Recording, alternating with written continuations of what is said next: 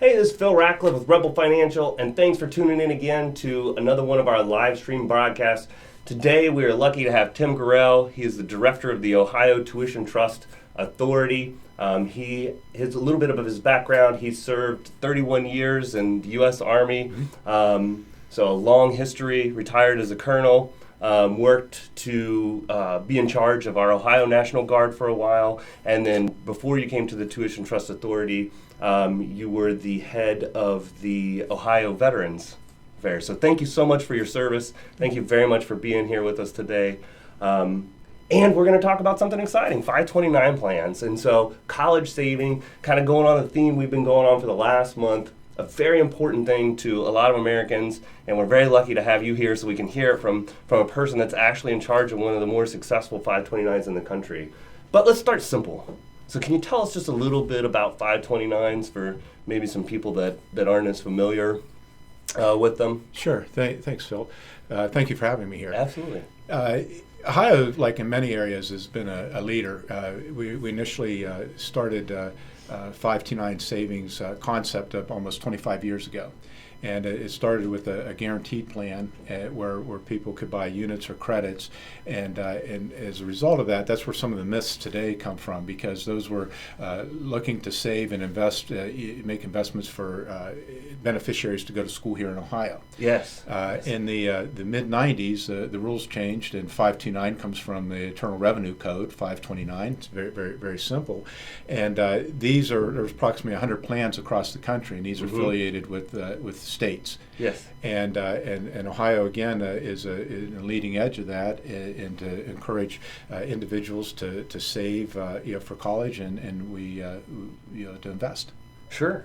And so the Ohio Tuition Trust Authority, that's you guys. You're in charge of our Ohio 529 plans. Could you tell us a little bit about who you guys are, and what your role is in terms of taking care of everything for us? Right.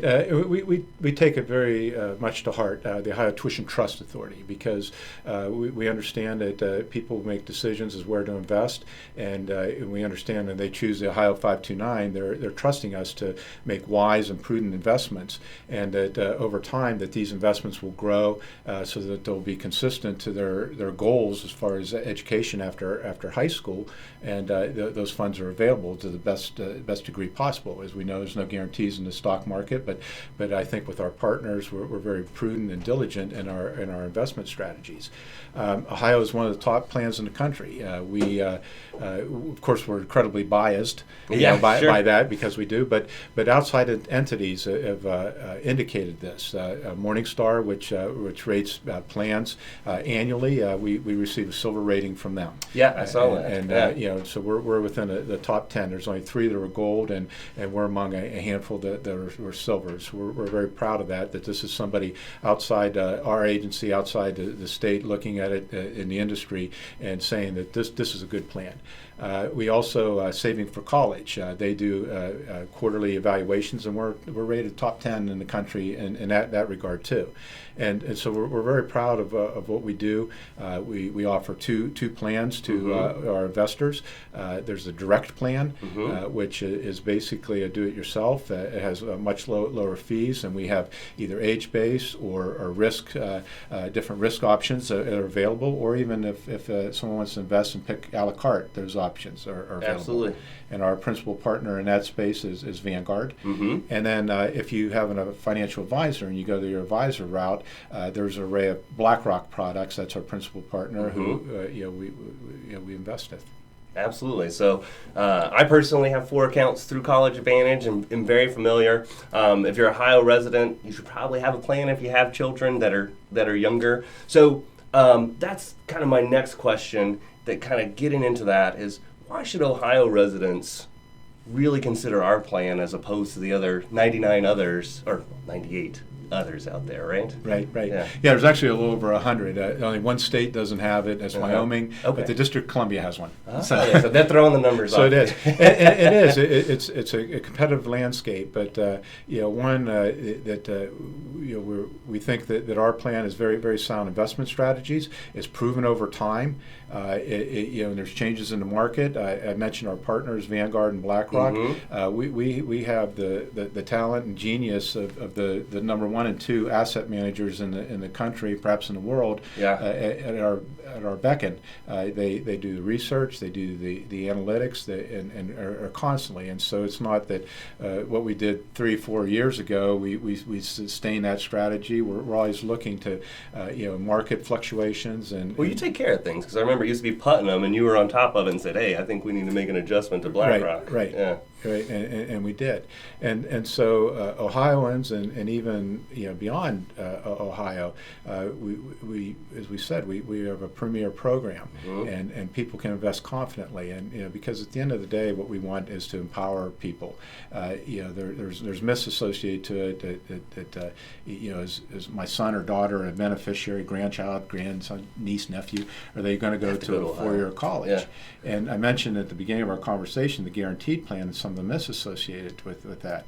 What the 529 does is it gives tremendous flexibility. You can go to a 2-year school, you can go to public school, private school. Just got to be accredited, right? Accredited, yeah. right. Yeah. And but then also it can be used for trade or technical schools as well. That's awesome. Yeah. And many people resist perhaps investing because of those reasons. They feel that they're very limited. So their kid could go to culinary school or to golf school or a NASCAR school as long as it's accredited. Absolutely. Right? And I think any conversation about reducing the cost of college has to involve savings and investments, and that's not always the chance. Sure. And as people look around, and compare, Ohio is a front runner in doing this, and good investments and a good return on these investments. And then additionally, as Ohio residents, as addition to working like a Roth, they get a $2,000 state tax deduction for each beneficiary.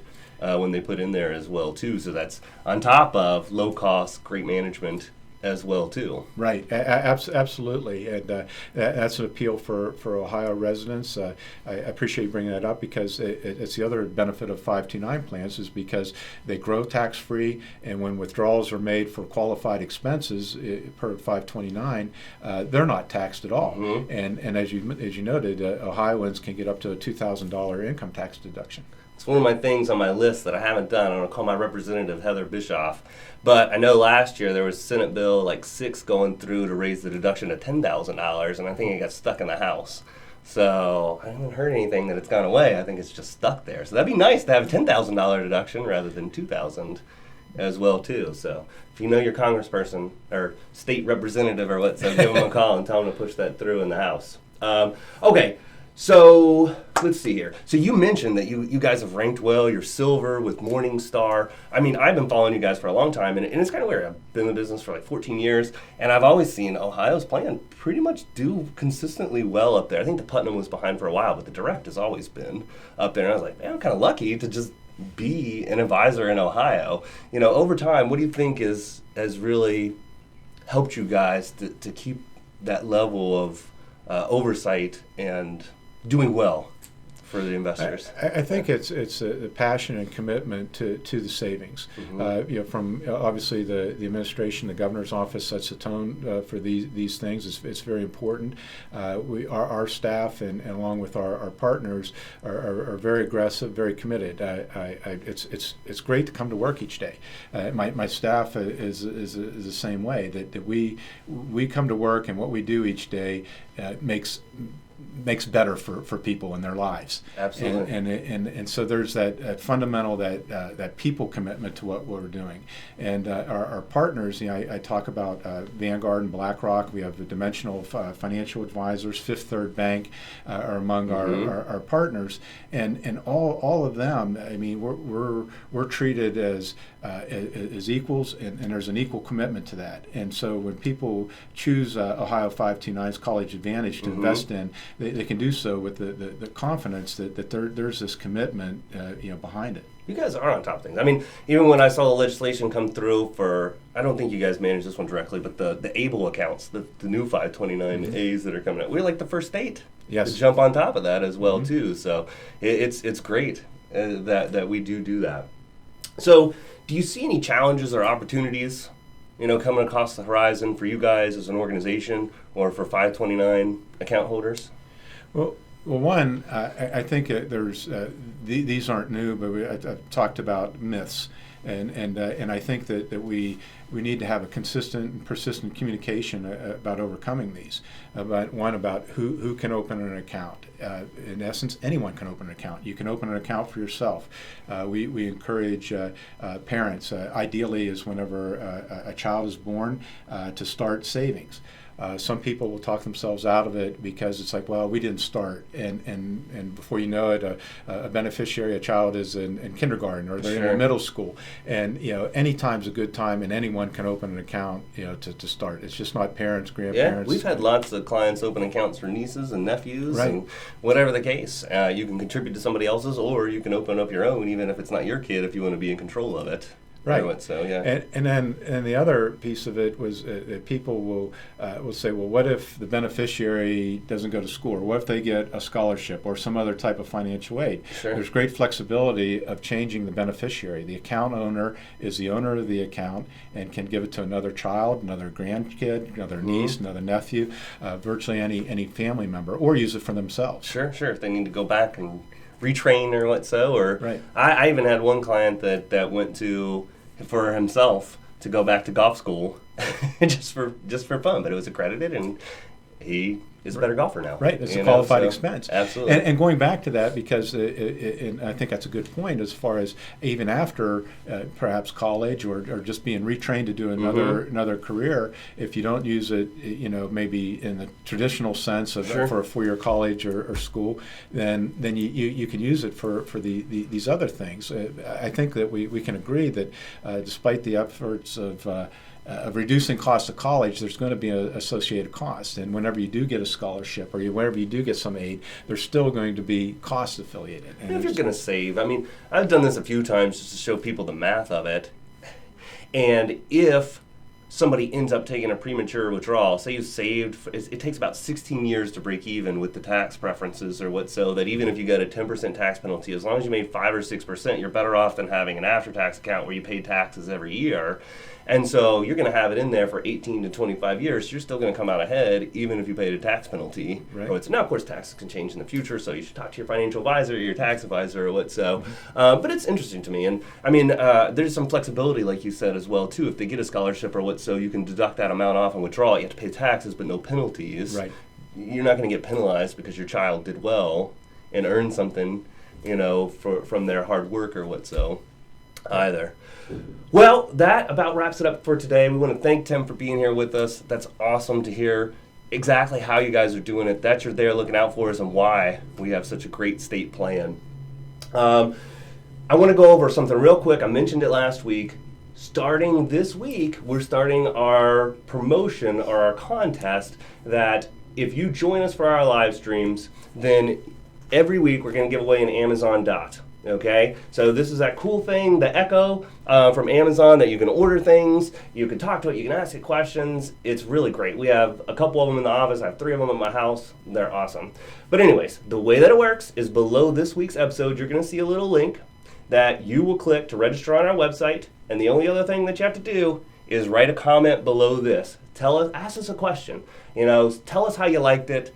Tell us anything that you want to in the comment section. And then you'll be entered. Next week when we do it at the end, we'll actually let Alexa draw the winner, and that winner will be the winner. And I almost forgot something. We talked about this. Right now, College Advantage has got something going on with the Bengals. You can sign up on their 529 or on their Facebook page down here to where they're doing a $10,000 giveaway for the first prize, and the second prize I think is actually a player who comes out and meets. Does a school visit. Yeah, does a school visit. So that's really cool. And the other thing, in terms of extended family or grandparents or whatever given, they got this cool new website on here where they can do it, and they don't actually have to open the account. They can contribute. They can click on there to contribute through YouGift, which you as the account owner just just gets a code and you email it to them, and they can contribute pretty easily. The last thing is, join us next week. We've got Mayor Tom Neeland from Gahanna coming in to tell us a little bit about how Gahanna is growing and some of the awesome opportunities to live, work, and maybe even start a business at Gahanna. So thanks so much for joining us again. Thank you so much. I think